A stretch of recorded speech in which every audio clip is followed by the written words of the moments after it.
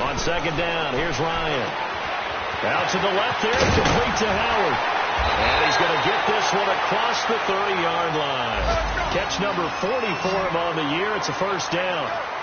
When the offense reads blitz, doesn't matter where it's coming from, tight ends know that they become a big part of the passing game because they should be an easy outlet when all those extra bodies are trying to get to the quarterback. A hot route, so to speak.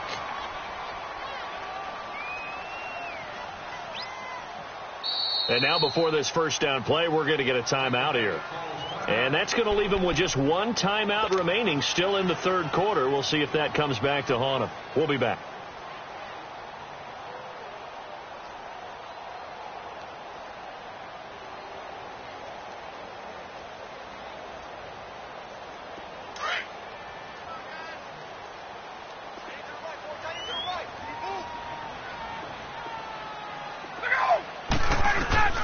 Throwing now, Ryan on first down. Pressure brought in, and the Falcons get there for the sack. Brooks Reed in there to drop him for his 11th sack of the year.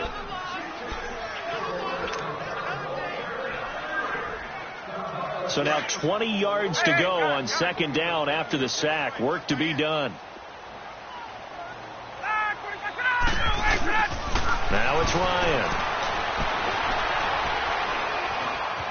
Flushed out right. Ryan hit, and he lost the football.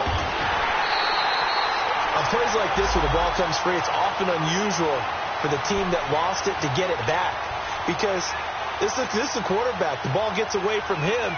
Everyone else is trying to execute what they're supposed to do on offense. They're usually looking in the other direction, downfield, or have moved away from him. In this case, though, a teammate is able to come up with the ball. Third and long. It's Ryan. Under pressure again, and down he goes again. That's number 4, sack number 4. They had 4 last week, so he's been down on the ground a lot. Partner, they say the eye in the sky does not lie. And that's indeed the case because they watched the game tape from the previous week, incorporated it into their own defensive scheme, and continued to get after this quarterback. And now this defense will be searching for sack number 5.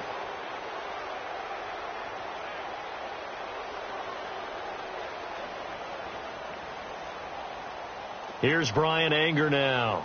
On for his second punt. He'd take a repeat of his first.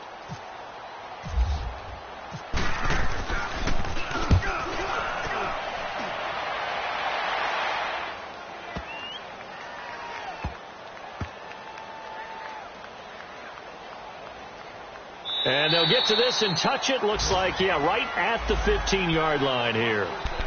Here are the Falcons as their offense heads back onto the field. And they're not going to play this conservative, I don't think. They had the field goal last time, and they're up, but they're looking to put a drive in the end zone. Oh, I agree with you totally. No one goes out on the field and says, all right, let's just settle for 3, except in certain situations, trying to ice a game, that sort of deal. Most of the time, it's end zone, and that's what you're thinking. And I believe that's exactly what they're thinking as they begin this one. Yeah, no quarterback ever goes out there saying, let's get 3, right? Not one that I've ever met. And he's taken down, but not before he gets this across the 25-yard line. A nice pickup there of 11 yards, and it'll move the sticks.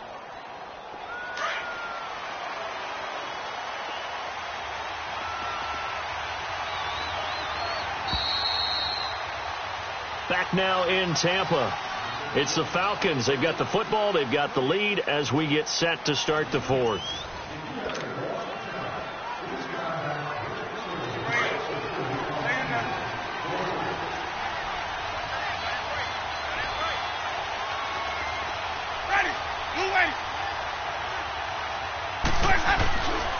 Running game working. They'll stick with it on first down. And he'll be tackled at about the 35. Give him 9 on the carry that time, and they're set up with a 2nd and 1. Well, Brandon, pace comes into play now because they've got the advantage. They've got the football, but they've got to be very careful about what speed they're going to play. You know, my music teacher back in New Paltz, Mrs. Bythema Bagley, used to say, don't go prestissimo when you really want to go largo. And what she meant by that is don't go too fast when you really want to go at a nice, slow, deliberate pace. I am speechless. I am without speech. All told, it's an even 30 and a first down. Well, it is our business to analyze what we saw out there, and on that play, I saw a defense staying in base, not taking a chance, not blitzing in a situation where they absolutely need the football back. That's either a case of overthinking it or not thinking it through. If you do blitz, do you have to be careful about where you're coming from, or are you just coming from all angles? You have to be careful about where you're coming from, obviously, but at this stage, you have to take a few chances as well. Coleman, nothing doing. Barely able to muster a yard to hit the 35. Run blitz there defensively, something we might see more of here in the fourth quarter. I think we'll see a lot of it, and the difference between that and a pass blitz, you're just trying to get to the quarterback. You're trying to scheme someone open who will get to the QB and make sure he gets on the ground. In a run blitz, you're actually trying to cover up gaps, trying to cover up holes so they can't run the football. Ready. Blue ready. Sonic.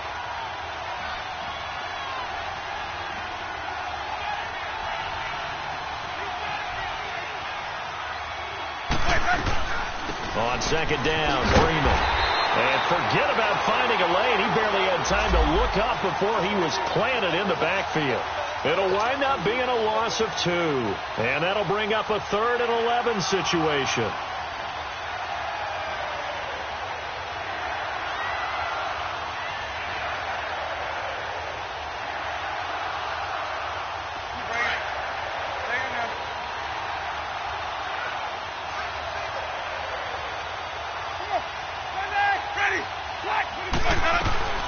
They'll run it now out of the gun. And the spin looked pretty, but more for style points as the real estate evaporated quickly there.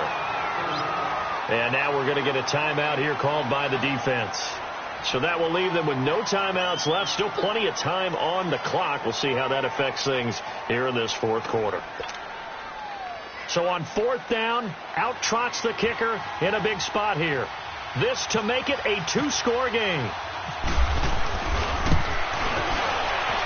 And Bryant's kick is good.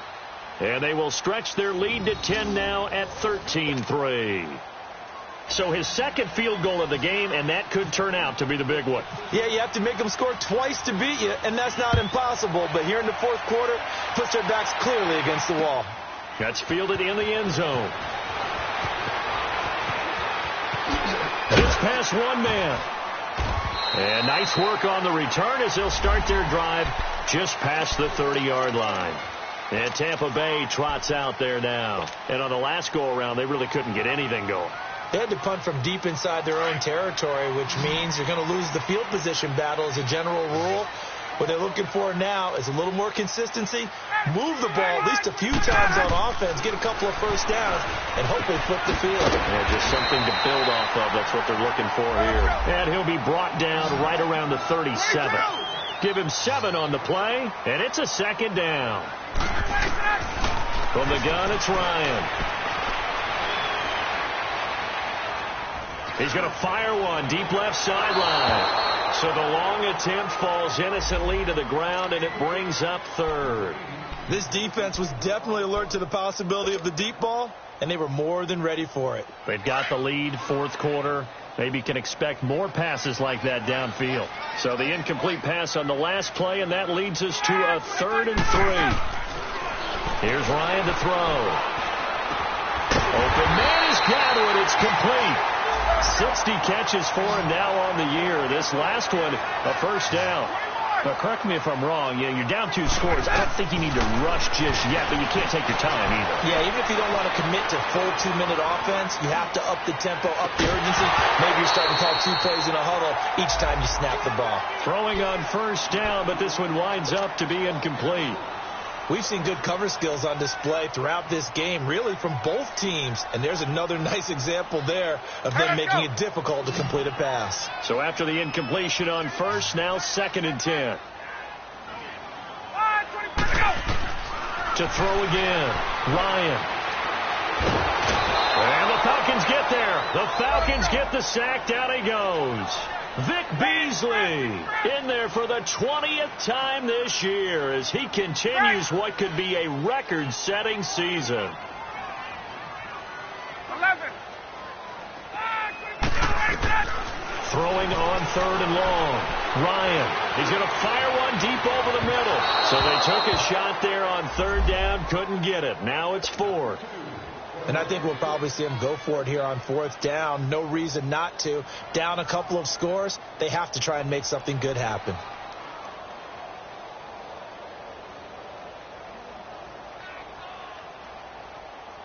All right, they're going to try and keep hope alive here on 4th down. They're going for it.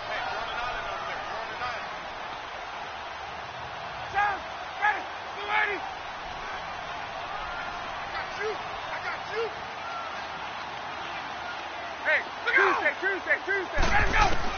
Got to try it here. He's back to throw. He's going to rifle one deep left side. And this will be caught at the 30. And he'll be taken down, but not before getting this inside the 30.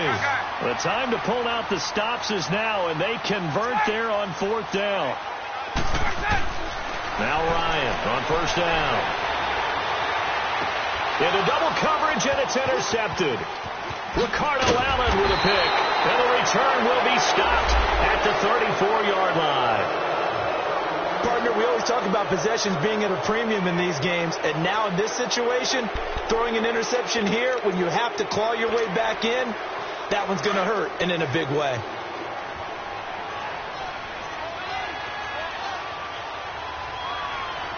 Ready.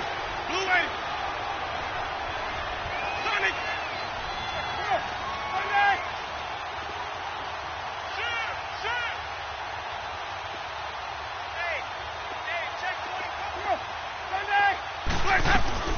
They begin the drive with Coleman.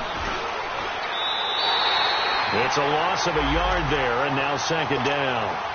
Got to figure now, after getting that turnover, they're just going to be happy to keep the ball on the ground, right? This is where covering the football, taking care of the ball, all the ball security terms that have ever been used, they come into play for the guys on offense right now. Just take care of it, and they've got a good chance of ending up winning this game.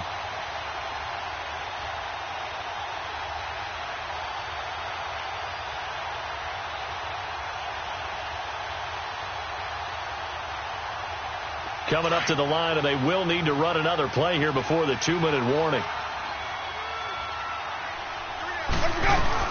They stay on the ground. Again, it's Coleman. And that play going absolutely nowhere as he's belted before he could get out of the backfield. Call it a loss of 2 on the play. And it'll be a 3rd and about 13.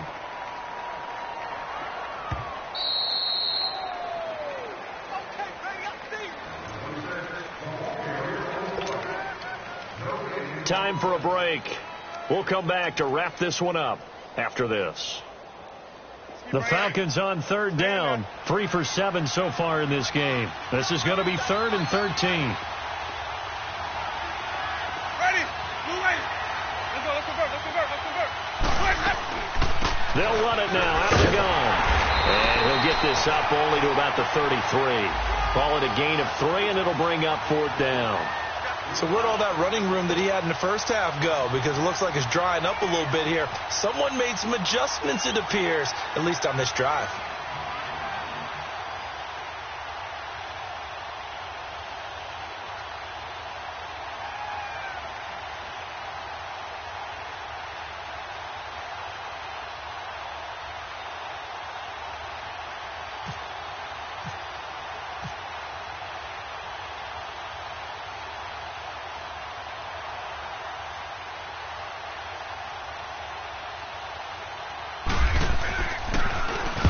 On 4th down, the punt team is on as this is sent away.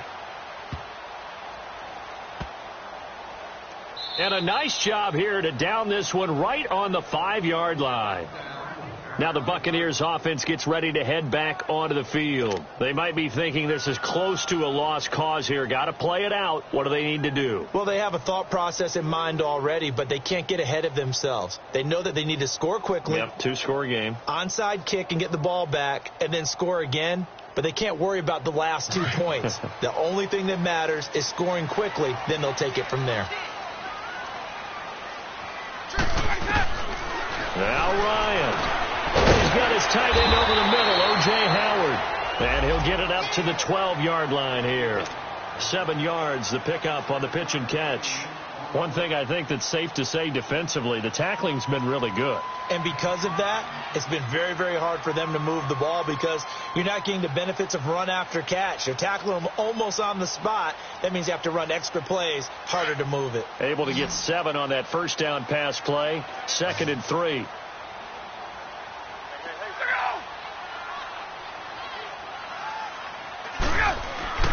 Here's Ryan. Now a desperation throw deep downfield. And incomplete there. A nice hit. Jars the ball free and brings up 3rd down. Tried to go for the big one there on 2nd down. Now they're likely down to their final 2 plays. And you know they've got to keep going for the big shot, right? So defensively, you play what they call top down. Nothing behind you. Make everything get completed in front.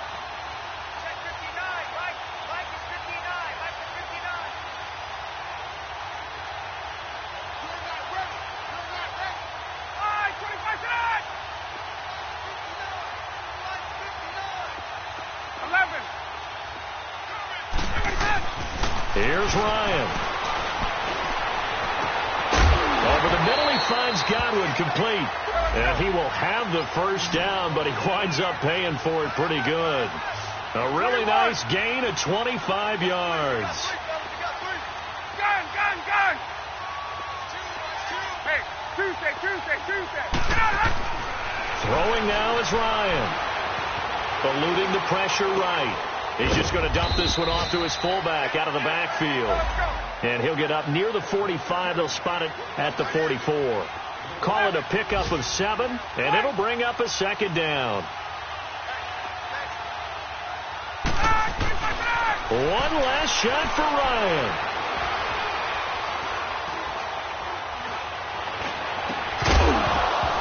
And this is dropped and incomplete.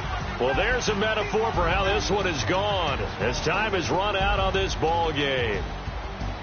Well, Charles, it's great to win at home in the NFL. When you win on the road, it's a little extra special, isn't it? It is because, let's face it, in most cases, you're not expected to go on the road and win in the National Football League. It just doesn't usually compute. So to get out there, get that done, and then head back to your city with one in the victory column, oh, that's a fantastic feeling. So for the Falcons, the win means they'll finish in double digits at 10-6. And that is maybe not exactly what they were hoping for, but a better than average season nonetheless. Meanwhile, for Tampa Bay, despite the loss here, they're going to wind up with a very good 11-5 overall mark. And as division champs, they will host a playoff game next week in the wild card round.